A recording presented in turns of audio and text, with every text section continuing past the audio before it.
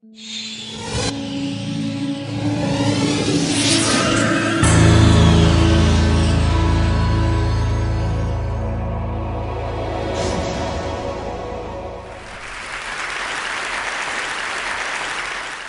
is Revolution 2.0. No one was a hero. No one was a hero, because everyone was a hero. Everyone have done something. We all use Wikipedia. If you think of the concept of Wikipedia where everyone is collaborating content, and at the end of the day, you've built the largest encyclopedia in the world. From just an idea that sounded crazy, you have the largest encyclopedia in the world. And in the Egyptian Revolution, the Revolution 2.0, everyone have contributed something. Small or big, they contributed something to bring us one of the most inspiring stories in the history of mankind when it comes to revolutions. It was actually really inspiring to see all these Egyptians completely changing. If you look at the scene, Egypt for 30 years have been in a downhill, into a downhill. Everything was going bad. Everything was going wrong. We only ranked high when it comes to poverty, corruption, lack of freedom of speech, lack of political activism. Those were the achievements of our great regime. Yet, nothing was happening. And it's not because people were happy or people were, not frustrated. In fact, people were extremely frustrated. But the reason why everyone was silent is what I call the psychological barrier of fear. Everyone was scared.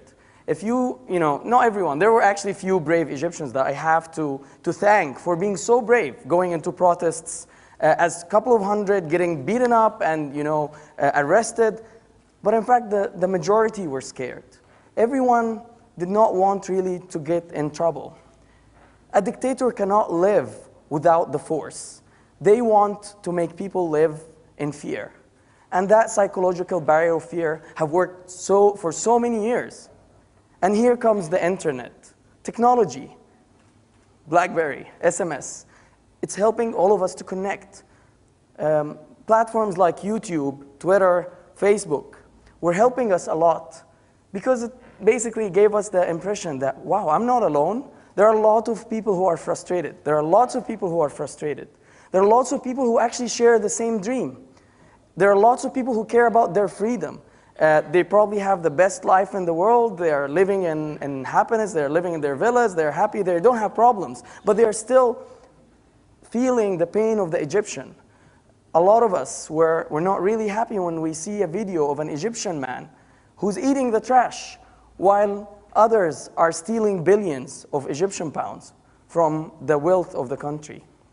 The internet have played a great role helping these people to speak up their minds, to collaborate together, to start thinking together. It was an educational campaign. Khalid Saeed was killed in June 2010. The photo, I still remember the photo. I still remember every single detail of that photo. The photo was horrible. He was tortured, brutally tortured to death. But then what was the answer of the regime? He choked on a pile of hash. That was their answer. He's a criminal. He's someone who, escaped from all these bad things. But people did not relate to this. People did not believe this. Because of the internet, the truth prevailed. And everyone knew the truth. And everyone started to think that this guy can be my brother. He was a middle-class guy. His photo was remembered by all of us. A page was created. An anonymous administrator was basically inviting people to join the page, and there was no plan. We didn't know what are we going to do? I don't know. In few days, tons of thousands of people were there. Angry Egyptians who were asking the Ministry of Interior Affairs, enough. Get us, get those who killed this guy to just bring them to justice. But of course, they don't listen. It was an amazing story how everyone started feeling the ownership. Everyone was an owner in this page. People started contributing ideas. In fact, one of the most ridiculous ideas was, hey, let's have a silent stand. Let's get people to go in the street, face the sea, their back to the street, dressed in black, standing up silently for 1 hour, doing nothing, and then just leaving, going back home. For some people, that was like, wow, silent stand, and next time it's going to be vibration. You know, people were making fun of the idea. But when actually people went to the street, the first time it was thousands of people in Alexandria.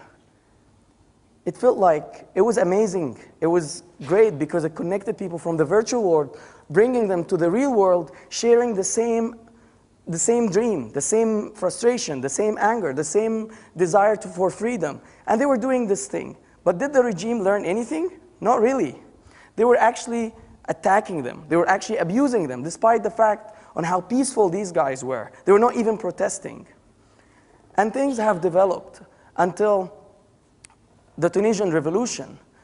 This whole page was again managed by the people. In fact, the anonymous admin job was to collect the ideas, help people to vote on them, and actually tell them what they are doing. People were taking shots and photos. People were reporting violations of human rights in Egypt. People were suggesting ideas. They were actually voting on ideas. And then they were executing the ideas. People were creating videos. Everything was done by the people to the people. And that's the power of the internet. There was no leader. The leader was everyone on that page. The Tunisian experiment, you know, as Amr was saying, inspired all of us, showed us that there is a way. Yes, we can do it. We have the same problems. We can just go on the street. And when I saw the street on the 25th, I went back and said, Egypt before 25th is never going to be Egypt after 25th. The revolution is happening. This is not the end. This is the beginning of the end. I was detained on the 27th night. One day, you know, thank God I announced the locations and everything, but then they detained me. And I'm not going to talk about my experience because this is not about me. I was detained for 12 days, blindfolded, handcuffed, and I did not really hear anything. I did not know anything. I was not allowed to speak with anyone. And I went out. Next day I was in Tahrir. Seriously, with the amount of change I have noticed in this square, I thought it was 12 years. I never had in my mind to see this Egyptian, the amazing Egyptian. The fear is no longer fear. It's actually strength, it's power. People were so empowered.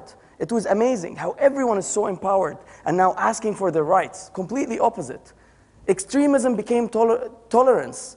You know, who would imagine before the 25th, if I tell you that hundreds of thousands of Christians are going to pray and tons of thousands of Muslims are going to protect them, and then hundreds of thousands of Muslims are going to pray and tons of thousands of Christians are going to protect them.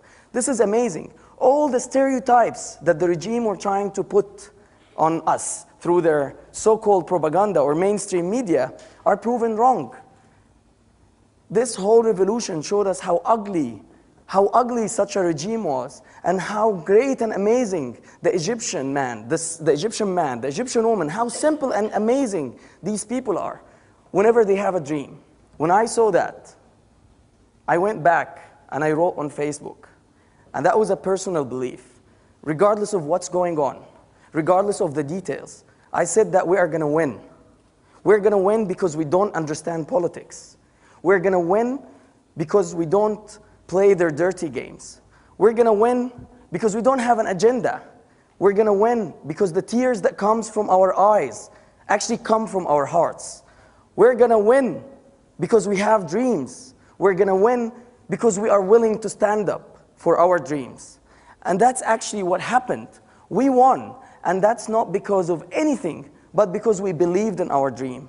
The winning here is not, you know, the whole details of the what's going to happen in the political scene. The winning is the winning of the dignity of every single Egyptian.